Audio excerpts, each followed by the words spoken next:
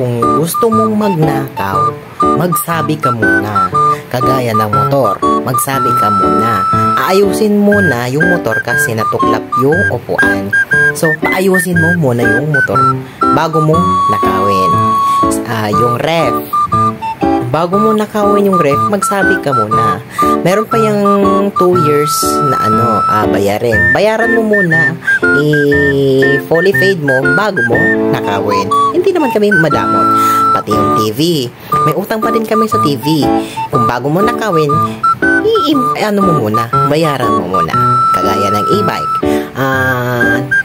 Magsabi ka muna. Kasi wala yang sira yung brake. Tapos, yung gulong manipis na, papalitan mo. Kapag nanakawin mo naman yung sasakyan, ipa-change oil mo muna bago mo nakawin. Thank you po.